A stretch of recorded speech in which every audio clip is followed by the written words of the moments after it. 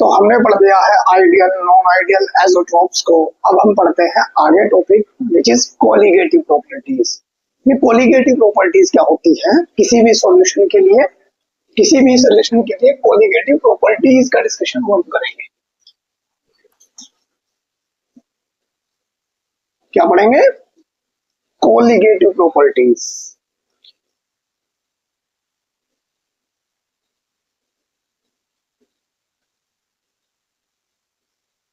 Colligative properties जो होती है ये बेसिकली जिस वर्ड से मिलकर बनी है वो है कोलिगेट।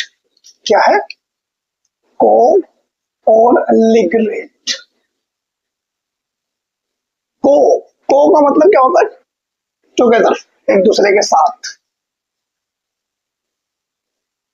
और लिगरेट मीन्स बाइंड होना, जुड़ना एक दूसरे से। तो एक दूसरे से जुड़ करके जो प्रॉपर्टी, मतलब जब मॉलिक्यूल्स आपस में जुड़ेंगे उसका इसमें इंट्रो होगा। कोलिगेटिव प्रॉपर्टीज क्या होती है किसी भी सॉल्यूशन की? जब कोई सॉल्यूशन है, मेरे पास कोई क्या है? सॉल्यूशन है, और इस सॉल्यूशन के अंदर जो नॉन वोलेटाइल सॉल्यूट प्रेजेंट होगा, क्या प्रेजेंट होगा? नॉन वोलेटाइल सॉल्यूट प्रेजेंट होगा। वे प्रॉपर्टीज इस सॉल्यूशन की जो डिपेंड करेंगी on the amount of non volatile solute. Nature पे डिपेंड नहीं करेंगी। किस पे डिपेंड करेंगी? इस नॉन वोलेटाइल सॉल्यूट की नेचर पे डिपेंड नहीं करेंगी। नेचर पर डिपेंड नहीं करेंगी, सिर्फ किस पे करेंगी? इसकी अमाउंट पर डिपेंड करेंगी। वे प्रॉपर्टीज किसी भी सॉल्यूशन की वे प्रॉपर्टीज जो किस पे डिपेंड करेंगी? उस नॉन वोलेटाइल सॉल्यूट की अमाउंट पर डिपेंड करेंगे। उसे क्या कहेंगे हम? Colligative properties. तो कोलिगेटिव प्रॉपर्टीज की डेफिनेशन अगर समझोगे तो क्या है? अब क्यों करेंगे, ध्यान से समझना। कोलिगेटिव प्रॉपर्टीज क्या होती है? The properties of solution which depends on the amount of non-volatile solute, या amount of मैं कर रहा हूँ non volatile solute, सिर्फ ओनली, है ना? not depends on its nature। उसे क्या कहते हैं हम? कोलिगेटिव प्रॉपर्टीज कहते हैं। क्या कहते हैं हम? Colligative properties. अब होता क्या है, ध्यान समझेंगे। हमारे यहाँ पे 4 तरह की कोलिगेटिव प्रॉपर्टी हमें पढ़नी है। कितनी कोलिगेटिव प्रॉपर्टी है? 4 तरह के कोलिगेटिव प्रॉपर्टी पढ़नी। तो कोलिगेटिव प्रॉपर्टीज कितने टाइप की पढ़नी है हम? There are 4 types of colligative properties. सबसे पहली है relative lowering of vapour pressure. अब ये होगा क्या, समझ में आ जाएगा। Relative lowering of vapour pressure. Second, relative lowering of vapour pressure. Number second, elevation in boiling point।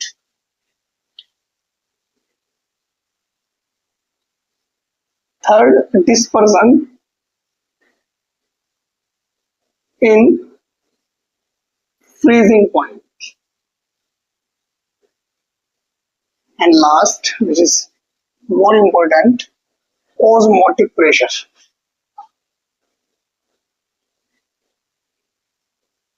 Osmotic pressure. तो हमें ये 4 कोलिगेटिव प्रॉपर्टीज पढ़नी है। कौन कौन सी? Relative lowering of vapour pressure, elevation in boiling point, dispersion in freezing point, और last है मेरी कौन सी? Osmotic pressure. तो हम एक एक का डिस्कशन करते हैं। तो कोलिगेटिव प्रॉपर्टीज क्या बताया पहले? कोलिगेटिव प्रॉपर्टीज क्या बताया इसको समझो। वे प्रॉपर्टी किसी भी सॉल्यूशन की जो अमाउंट ऑफ सोल्यूट पर डिपेंड करेंगे, नेचर पर डिपेंड नहीं करेंगे, उनको क्या कहेंगे हम? Colligative properties. कोलिगेटिव जो शब्द है वो बेसिकली किससे मिलकर बना है? कोलिग्रेट, को मतलब टुगेदर, बाइंड। अब ये होगा क्या, इसको हम कैसे समझेंगे? एक एक पॉइंट को हम समझने की कोशिश करेंगे। पहले हम समझते हैं क्या, relative lowering of vapour pressure, इससे समझेंगे। देखो ध्यान से, तो सबसे पहले हम कौन सी पढ़ते हैं? Relative lowering of vapour pressure. Relative lowering of vapour pressure, देखो ध्यान से समझें इसको क्या कहते हैं।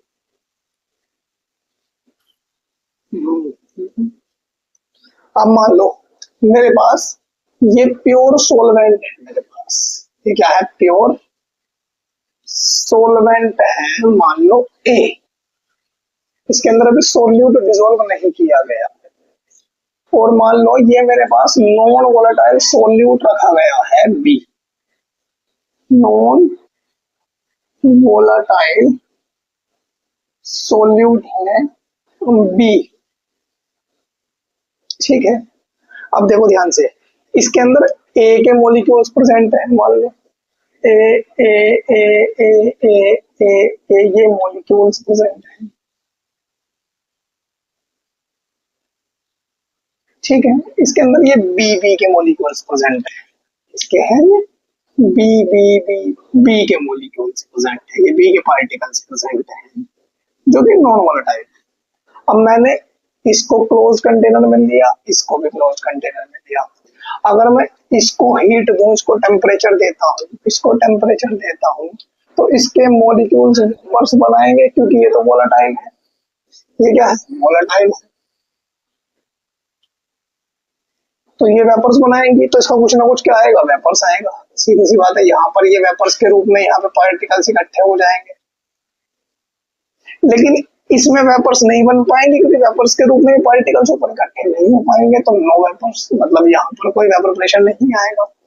अब इसका कोई वेपर प्रेशर रहा, मान लो शुरुआत में रहा पी नोट ए, इसका शुरुआत में जो वेपर प्रेशर रहा प्योर स्टेट में वो कितना रहा? P naught A. अब मैंने क्या किया, इस नॉन वोलेटाइल सोल्यूट को इस सोलवेंट में मैंने ऐड कर दिया। सोलवेंट में मैंने क्या कर दिया? ऐड कर दिया। अब ऐड करने के बाद ये आपस में क्या हो गए? कोलिग्रेट हो गए, मतलब आपस में बॉन्ड बना दिया इन्होंने, ये आपस में क्या हो गए? जुड़ गए। ऐसे देखो ध्यान से, ये ए के मॉलिक्यूल, ये बी के मॉलिक्यूल, ये फिर ए के मॉलिक्यूल, ये बी के molecule, A B A B A B, है ना, ए बी ए, ये बी, इस तरह से ये आपस में जुड़ गए। ये आपस में क्या हो गए? जुड़ गए, ठीक है। ये आपस में क्या हो गए? कोलिग्रेट हो गए, ये आपस में बॉन्ड कर गए। अब मैंने फिर इसको क्लोज कंटेन किया, मैं इस सॉल्यूशन बना लिया। इस बार क्या बन गया मेरे पास? सॉल्यूशन बन गया। किस किस से? ए से और बी से, ए से और बी से सॉल्यूशन बन गया। अब मैंने इसको फ्री टेम्परेचर दिया। अब ये बताओ, जो वेपर यहाँ पर बन रही थी, जितने पार्टिकल्स ए के ऊपर जा रहे थे, वेपराइज हो रहे थे, क्या उतने ही वेपराइज होंगे? नहीं होंगे, कम होंगे, क्योंकि इस बार कुछ पार्टिकल्स, बल्कि बहुत सारे पार्टिकल्स ए के बी के साथ क्या हो चुके हैं? कोलिग्रेट हो चुके हैं, जुड़ चुके हैं आपस में, कोलिग्रेट हो चुके हैं पार्टिकल्स आपस में, ए के और बी के आपस में। तो वो ए के जो पार्टिकल्स हैं वे तो नॉन वोलेटाइल है, सॉरी बी के जो पार्टिकल्स हैं वे तो नॉन वोलेटाइल है। वे ए के पार्टिकल्स को भी क्या कर रहे हैं? अपने बांध के नीचे की तरफ रख रहे हैं, अपने साथ रख रहे हैं, क्योंकि खुद तो नॉन वोलेटाइल है, और उनको भी वेपराइज होने से रोक रहे हैं, जिससे कि जो वेपर होंगी पहले से क्या बनेंगी? कम। तो वेपर क्या बनी? पहले से कम बनी है। तो इस केस में जो ए का प्रेशर जो आना चाहिए था, जो पी ए आएगा, वो प्योर स्टेट से ज्यादा आएगा या कम आएगा? जब वेपर्स कम बने तो वेपर प्रेशर भी क्या आएगा? कम आएगा। तो इस पी जो ए है, पी ए जो है, बेसिकली जो पी ए है वो पी नोट ए से क्या जाएगा? कम आएगा। सीधी सी बात है भाई। मान लो अगर शुरुआत में 100 यूनिट था, अब 80 यूनिट हो गया, तो कमी कितने की आई? 20 यूनिट की। 20 यूनिट की कमी आई है। अगर मान लो शुरुआत में 20 यूनिट था, अब 10 यूनिट है, तो 10 यूनिट की कमी आई है ना।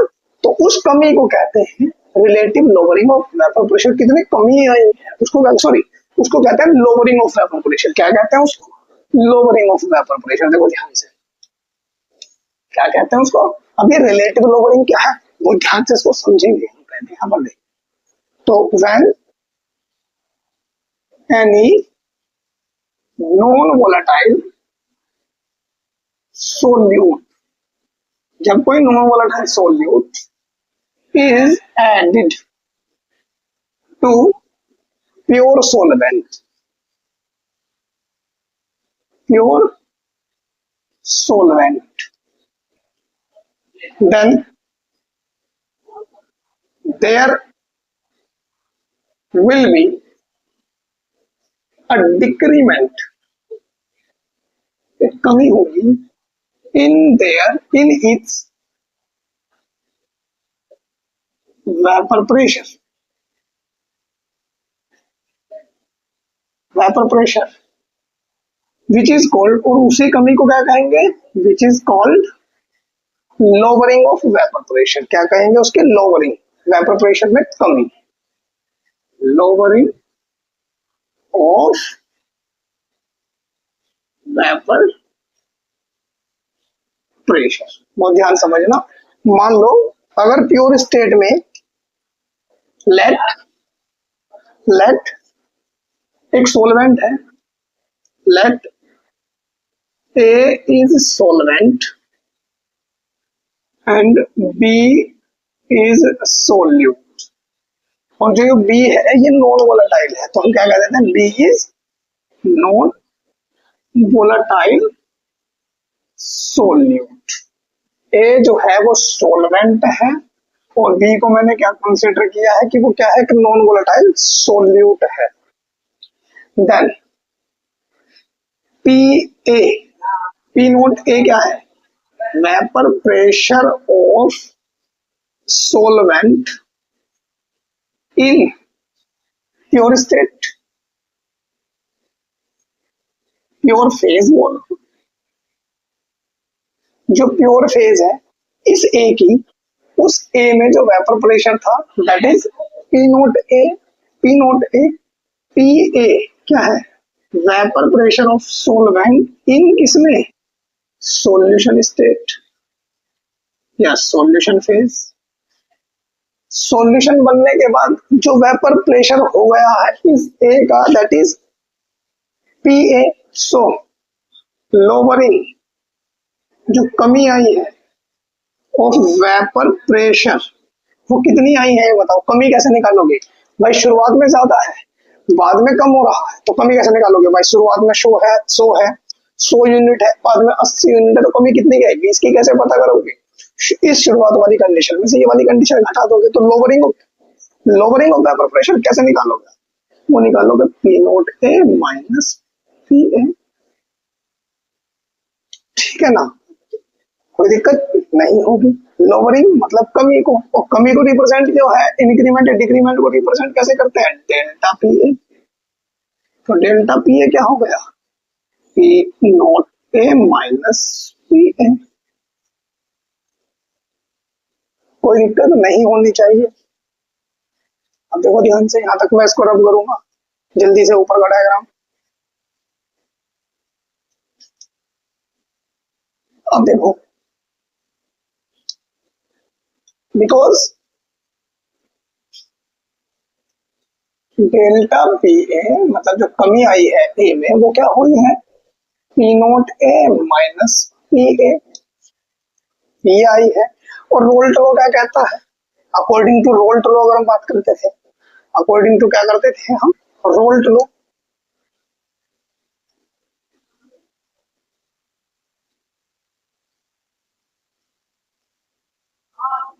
अकॉर्डिंग टू रोल्ट लॉ मैंने क्या पढ़ा है? वो पढ़ा है कि पी ए अगर निकालना होता था तो क्या होता था? P naught A into mole fraction of A in liquid phase. ये पढ़ा है नहीं पढ़ा है हमने पिछले केसेस में? ये काफी बार पढ़ा है। तो ये बात यहाँ पर अप्लाई करूंगा तो क्या होगा?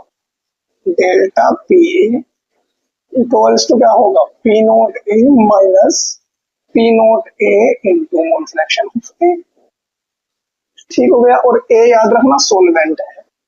अब देखो ध्यान से, डेल्टा पी ए, इन दोनों में से क्या कॉमन आ रहा है, which is P naught A, तो क्या बचता है, one minus mole fraction of A, one minus mole fraction of A. अब ये अगर मैं इसको नीचे लेके जाऊं तो डेल्टा पी ए अपॉन क्या आ गया, P naught A equals to one minus mole fraction of A. अब ये जो है बाइनरी सोल्यूशन है, ये जो हमने बनाया है ए और बी से मिलकर बनने वाला जो सोल्यूशन है, ए और बी से मिलकर के बना एक सोल्यूशन है, और दो कंपोनेंट से जो सोल्यूशन मिलकर बना वो क्या कहलाता है, बाइनरी सोल्यूशन। अब बाइनरी सोल्यूशन में हमने क्या बताया कि मोल fraction of A in liquid phase, mole fraction of be in liquid phase का जो सम होगा वो कितना होगा, 1 होगा। तो यहाँ से अगर मैं एक्स बी की वैल्यू निकालना चाहूँ तो क्या हो गया, 1 minus X A, 1 minus X A, because A और बी दोनों मिलकर के बना रहे हैं बाइनरी सोल्यूशन। बाइनरी सोल्यूशन में क्या होता है, दोनों कंपोनेंट के मोल फ्रैक्शंस का जो सम होगा इन लिक्विड फेज वो क्या होगा, 1 होगा। तो यहाँ पर क्या हो गया, 1 माइनस एक्स ए के प्लेस पे क्या लिख सकता हूँ, एक्स बी। तो यहाँ पर क्या बन गया केस, यहाँ पे लिख देता हूँ delta P A upon P naught A equals to X B. X B क्या है, मोल फ्रैक्शन ऑफ किसके, बी के, और बी क्या था, वो नॉन वोलेटाइल सॉल्यूट जो मिलाया गया था। ये क्या है, ये है कंपोजिशन या mole fraction, composition of non volatile solute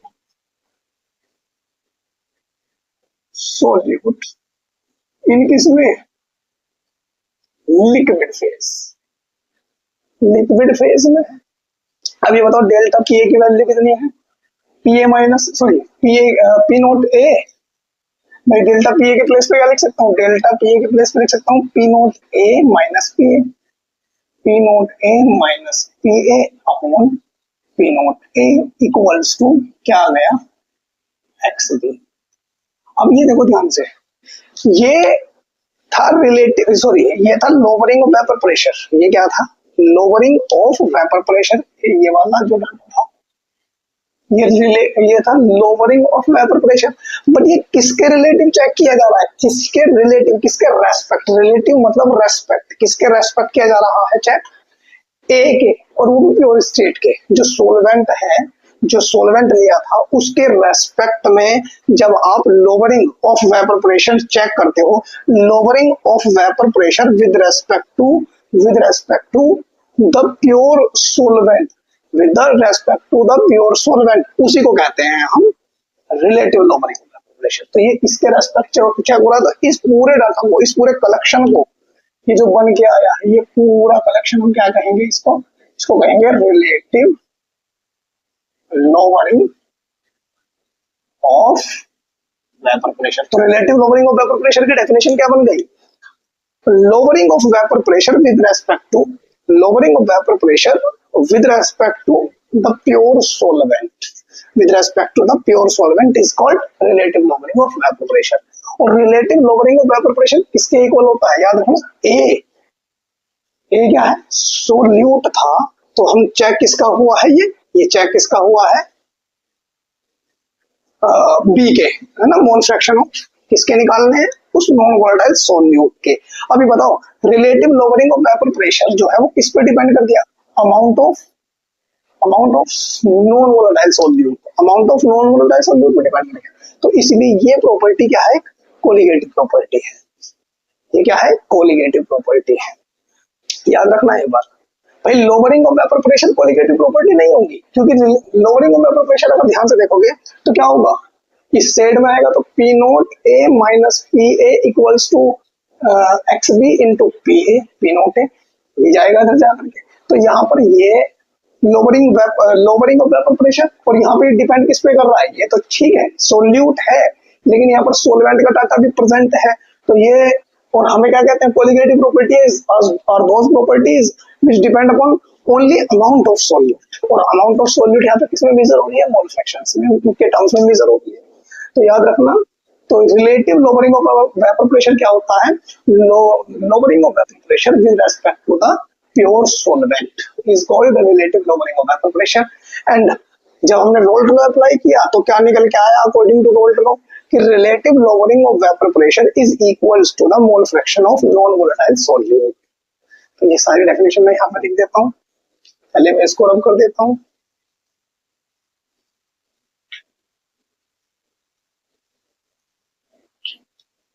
क्या है देखो ध्यान से, तो पहले relative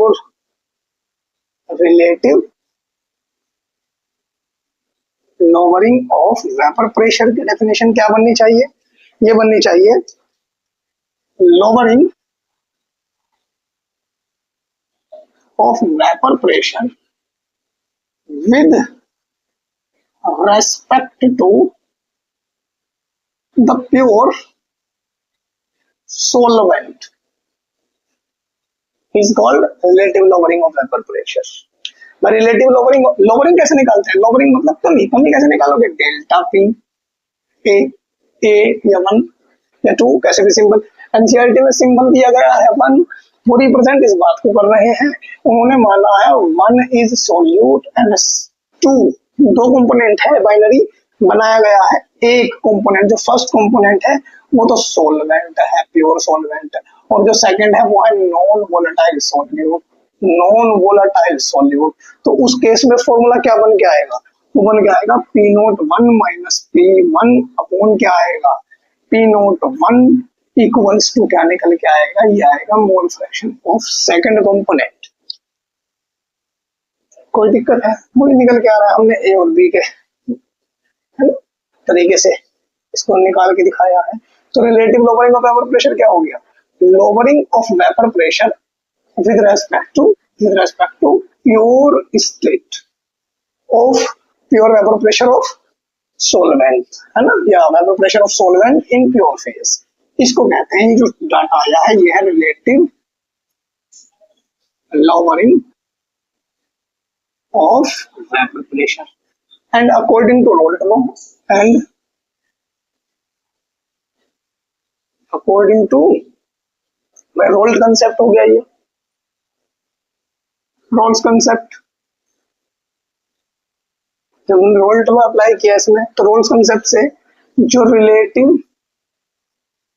lowering of vapour pressure है वो इक्वल किसके होता है? मोल फ्रैक्शन ऑफ किसके? Non volatile solute. यार पहले तो यहां तक कोई डाउट हो तो यहां तक बताओ, इसमें कोई डाउट है क्या? ये ध्यान रखेंगे, ठीक है। यहाँ तक मैं आगे बढ़ता हूँ थोड़ा सा इसी को लेकर के, अब देखो ध्यान से, because P naught A minus P A upon P naught A equals to X B. अब X B mole fraction of B कैसे निकाले गए होंगे? P naught A minus P A upon P naught A equals to कैसे निकाले गए होंगे? ये निकाले गए mole fraction of B, moles of B, moles of A plus moles of B. भाई मोल फ्रैक्शंस कैसे निकाले जाते हैं? मोल फ्रैक्शंस कैसे निकाले जाते हैं?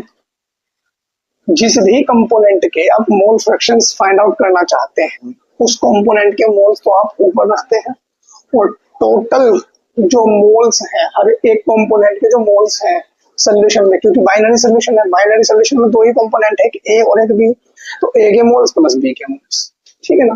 फॉर अ डाइल्यूट सोल्यूशन, अगर डाइल्यूट सोल्यूशन, अब डाइल्यूट सोल्यूशन क्या होते थे मैंने पढ़ाया था, जिसमें very less amount of solute is present, जब जो है बहुत कम मात्रा होगी सोल्यूट की, मतलब मोल्स जो होंगे बी के, जो मोल्स होंगे बी के ए के कंपैरिजन में क्या होंगे? बहुत कम होंगे।